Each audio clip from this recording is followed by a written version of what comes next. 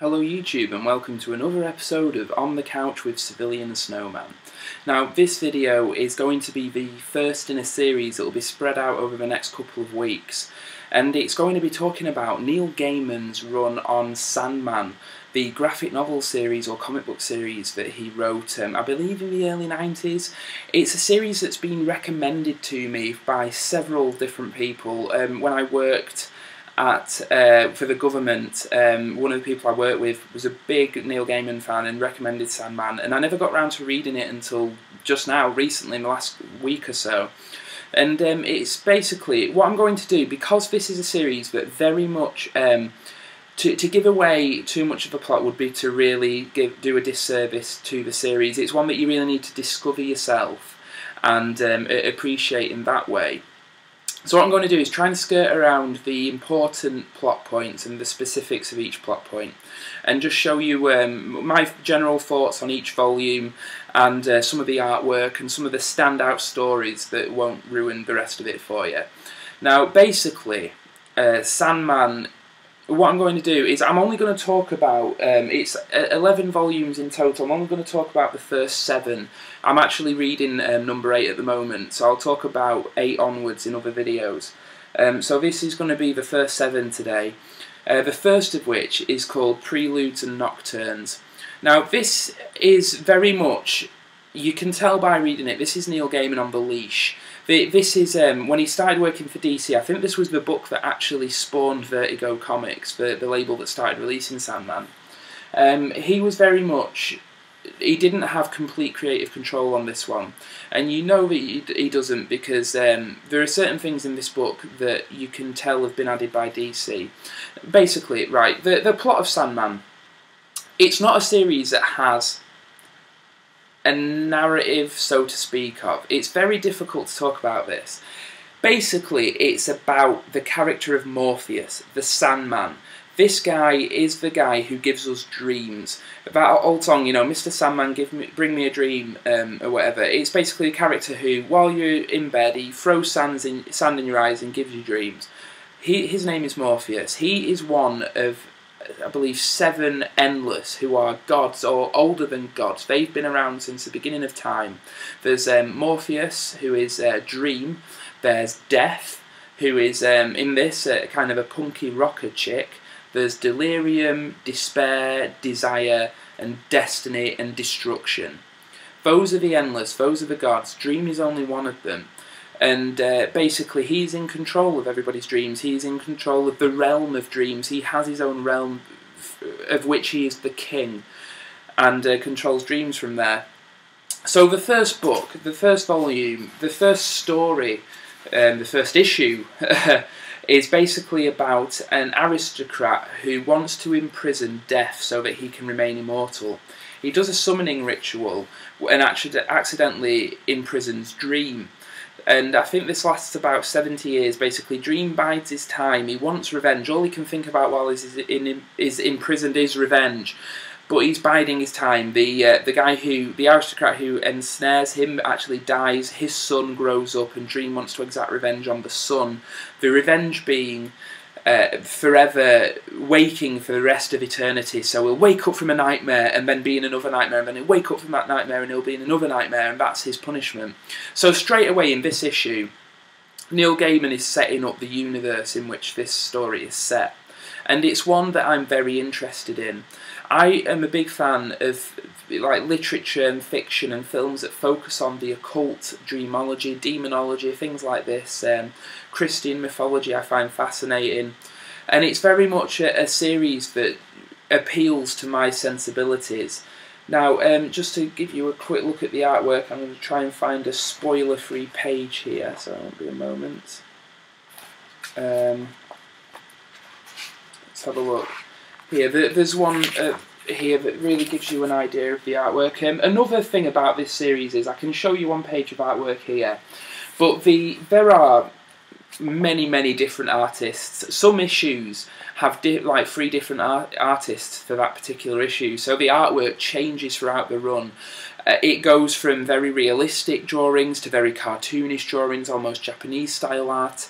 It's very diverse in its range of art, and that's one of the reasons I love it. It's visually interesting. You feel like you're reading something new with every issue, and it really keeps me interested, that aspect of it.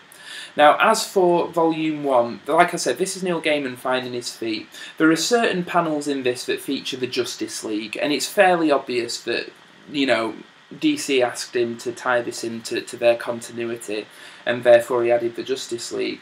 As for the standout story in Book 1, it's a story called 24 Hours, and it focuses on a certain character who I won't mention because it's kind of a surprise reveal in the book. A certain character has Dream's enchanted stone, which gives him power over people. He goes into a diner, stays there for 24 hours and makes the inhabitants of those diners do whatever he wishes. He makes them have a giant orgy, he makes them fight, he turns them into thinking that they're animals so they attack each other. This lasts 24 hours, it's quite distressing to read, but it is brilliantly written. It is horrific, and it's almost like a Stephen King story. It's the standout issue of this book, if you ask me, 24 Hours. And it is brilliant. So I do recommend Sandman, because the first volume really does hook you in. And that brings me on to Volume 2, The Doll's House. Now, this is definitely, Neil Gaiman really takes a quantum leap forward with this volume, and it is so much more well-rounded than the first volume. It feels more established. It features as well more of a narrative. The individual issues tend to blend together in this one. The standout issue for me in this is one that I'm going to try and show you here if I can find another spoiler-free page. But it basically features Dream over the course of many centuries. He meets an immortal man, and every 100 years they meet in the same tavern, which becomes a pub, which becomes a cafe, which becomes a hotel. Every 100 years they catch up to exchange their thoughts on the world around them and what they've seen and done in the last 100 years. Now, this story is called Men of Good Fortune, which starts here, and it is one of the best out of the entire run that I've read so far. It's one of the best, most well-rounded stories, and could really be a film in its own right. And it's very much, it's establishing how Dream's imprisonment for 75 years in Book 1, how that imprisonment affects him. He's very cold towards the character that he meets in this, and when this character refers to him as a friend, Dream takes it offensively and says, you know, why would you say I need friends? He's accusing me of being lonely, and he storms off. And it's within those 100 years that he's actually imprisoned for 75 of them. So the next time he meets this guy, he's like, oh, my good friend, and he's much warmer, and it shows that this imprisonment actually did him some good. You know, it actually put things in perspective for him. We then move on to Book 3, Dream Country. Now, this is one that it features, again, another of my favourite Sandman stories, because what happens is basically sometimes one of these books will have a through line, a narrative that it follows in all the issues, and some books are collections of one-shots that just feature some of the Sandman characters. Now, that's what Dream Country is. It kind of feels like filler between books 2 and 4. But it is good. It features one of my favourite stories, which is A Dream of 1,000 Cats. And it's basically about cats used to rule the world until humans took it over, and they want it back. Now, to say any more than that would be to ruin the story. Now, when I was picking this up, and this is something I've come to learn about Sandman, and I saw that it was all about cats, I thought, I'm not going to like this story. It's going to be too cerebral, it's going to be too silly, and I won't enjoy it. Turns out it was actually one of my favourite stories, and I do find that with Sandman, that the issues I pick up that I think I won't like tend to be the best. So this, just to give you a look at some of the artwork here, If I can find another spoiler-free page. This is kind of realistically drawn. I do love this story. It's one of the strongest in the entire run so far. Not as good as Men of Good Fortune, but A Dream of a Thousand Cats is a standout Sandman story. Dream Country does feel like filler. It does kind of feel inconsequential, but it is an entertaining read for that story alone. We then get on to Season of Mists, which is book 4. Now this book is it starts to develop more of a narrative, and it's one of these that you need to read a couple of times before you completely understand it. It starts off with basically Sandman cast the love of his life into hell for not becoming submissive to him, and she was there for 10,000 years. He then goes back. He decides, after talking and arguing with his family, that he wants to go back into hell, find her and rescue her and forgive her. When he gets to hell, Lucifer, who knew he was coming, closes hell. Now I don't want to say any more than that, because it's really, you know, that's like a spoiler in itself, and there will be a spoiler warning at the beginning of this video. But basically, Lucifer closes hell, and this story is, he gives the key of hell to Dream, and Dream has to decide what to do with it. You get all these other realms and kings come into Dream, into his realm, to give the reasons why they should be in control of hell. You have angels, you have Odin from Thor. Anybody familiar with Marvel's, you know, Thor character? Those characters are in this book. And basically everybody comes to Dream to say, you know, we should have the key to hell. And he has to decide what to do with it. And some of the stories in this are in other realms, like the Earth realm or the afterlife, and show the effects of hell being closed. Now, this is a very strong book. I really enjoyed this one. It's one of the stronger, complete books of the series so far. And it really does show that Sandman and Neil Gaiman is beginning to develop a through-line linear narrative almost in these books. So Season of Mists is one of the stronger of the series so far. Now that brings us on to book 5, which is A Game of You. Now overall, so far, and as I say, I'm actually on with reading book 8 at the moment, but so far this is my favourite book of Sandman. And it basically, the reason for that is it features a big coherent linear narrative, and it's almost like a self-contained story about a woman who cannot dream anymore. Her dreams as a child start to bleed into the real world, and to say any more than that again is very, very spoilerish.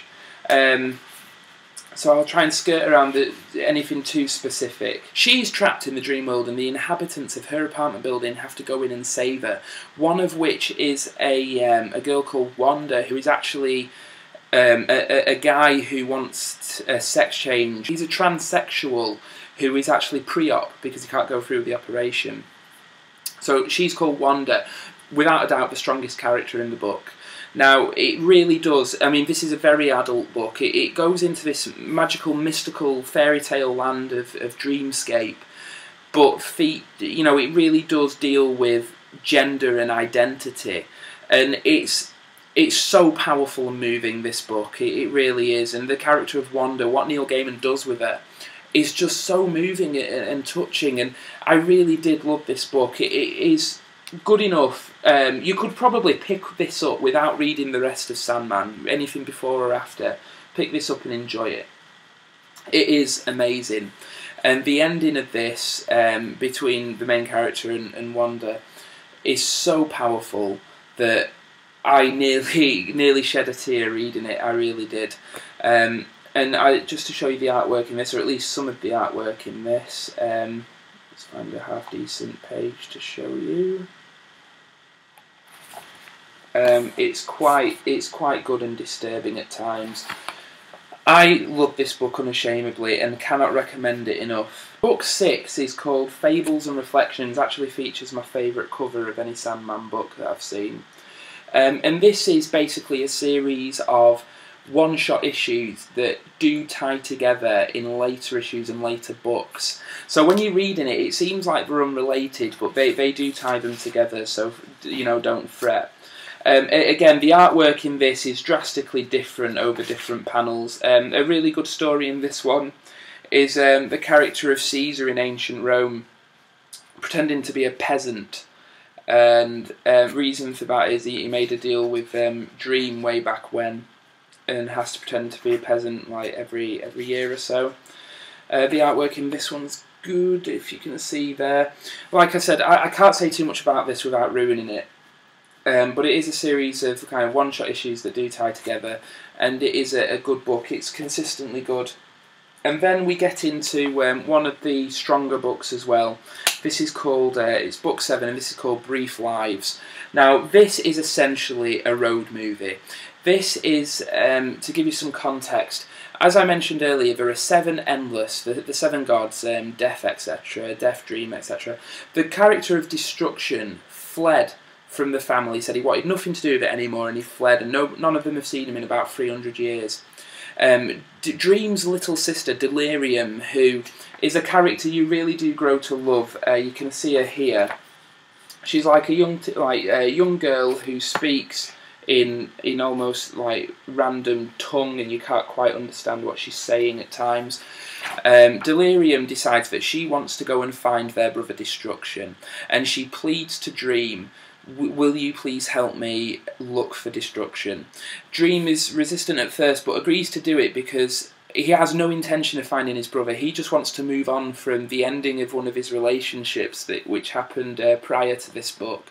He wants to kind of move on from that emotionally, so he thinks that a good way to do it will be to travel with his younger sister, which is fair enough. I've done that myself. I travelled with my older sister to get over a breakup, and so I can completely relate to this story. The whole story does have a linear narrative of them on the road trying to find Destruction. Dream calling in a few favours. They travel in the waking world, so they travel in our world. They don't travel by any means other than like a car or a bus, things like that, or walking. And I do really enjoy this story. It also features immortal characters as well, who it says there's a brilliant prologue where Neil Gaiman basically says that there are few people who left in the world who can remember the Roman Empire, even fewer. There's less than 70 people who can remember woolly mammoths, and we meet some of these people, which is really interesting. So all the issues do tie together. It is a linear narrative, it's a road movie, they're trying to find their brother, and through the issues they encounter different characters and different scenarios that are each self-contained in their own right. Brief Lives is a very strong book. It's one of the strongest. It's probably my second favourite after A Game of You, which is just an amazing book. Seriously, pick up A Game of You. Brief Lives is really good, and it does homage road movies really well. And I do thoroughly recommend it to fans of road movies or fans of fantasy and horror fiction. Definitely pick this up. I mean, I can't recommend Sandman enough. It's quickly become one of my favourite runs on comic books. My favourite is still Garth Ennis's Preacher, but it's seriously, Sandman's creeping up. So these are the first 7. As I say, I'm actually on with reading book 8 at the moment, and I will be doing more videos talking about Sandman. But Neil Gaiman is a writer who, what he writes really does appeal to me. I'm into horror, as you know, horror, the occult and things like this.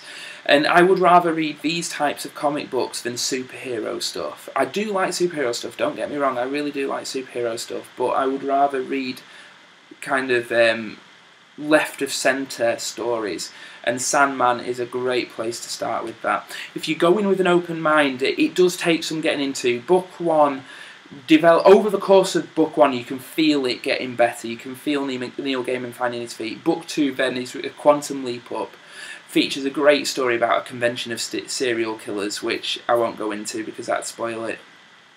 But book 3 felt like filler, like I said, but some of the books, they are so different yet fit comfortably into this universe. A Game of You is definitely my favourite so far. If you're looking for a linear narrative, you will get it if you are patient. Some of the books feature one-shot issues which do tie together in later books. They do go back to it. So it's very much a series for a patient reader. But if you do persevere with it, you will be rewarded tenfold. Sandman is brilliant. I can't recommend it enough. And probably in about a week's time, I will have finished the rest of it and we'll get another of these videos up. So stay tuned for that. Thank you for watching this video, and please subscribe if you haven't already. Thanks very much.